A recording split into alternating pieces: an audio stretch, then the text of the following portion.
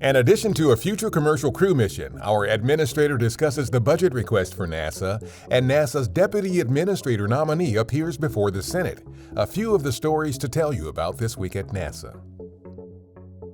NASA astronaut Kayla Barron has been assigned to our SpaceX Crew 3 mission to the International Space Station, expected to launch as early as October 23rd.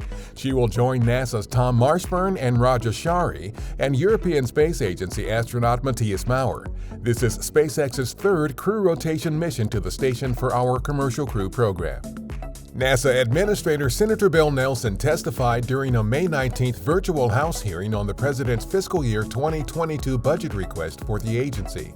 The $24.7 billion funding request supports a wide range of NASA programs and activities. This is an exciting time for NASA. We are having a lot of things happen. Just in this next year, we launch the largest, most powerful rocket ever, the SLS, in its first maiden flight. If that were not exciting enough, later in the year, we're going to launch the James Webb Telescope, which is going to replace the incredible Hubble Space Telescope. It will peer out into space, capturing the light from far distant galaxies. He also pointed to other upcoming milestones for the agency in science, STEM education, aeronautics, and more.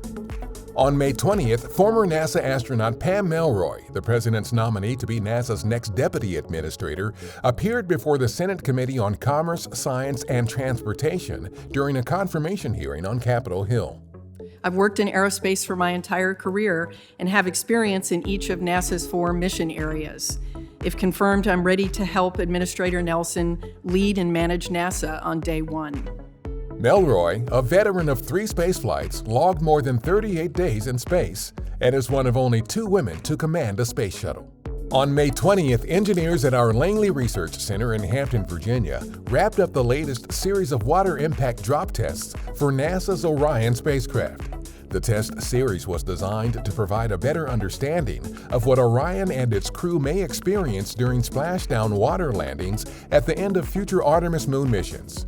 Data from the tests are also used to help verify that Orion fulfills structural design requirements ahead of Artemis 2, our first Artemis mission to the moon with astronauts.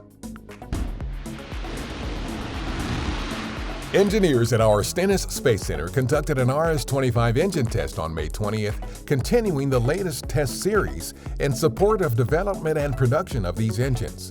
4 RS-25s will power our Space Launch System rocket during future Artemis missions, including flights that will land the first woman and first person of color on the moon.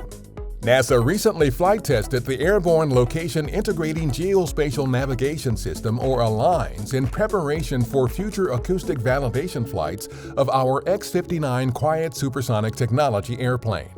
ALINES will help a chase aircraft outfitted to gather acoustic data on these supersonic flights move into various positions relative to the X-59 to collect the most accurate data. These acoustic validation flights are designed to confirm that the sonic thump created by X-59 during flight is as quiet as it's designed to be and not as loud as a typical sonic boom. Our Advanced Air Mobility National Campaign wrapped up another round of integrated dry run testing at our Armstrong Flight Research Center in California, using a helicopter as a stand-in for an urban air mobility vehicle. These future vehicles might transport people or cargo in the airspaces over urban areas. NASA, the Federal Aviation Administration, and partner companies are combining efforts to create a safe new air transportation system for these vehicles.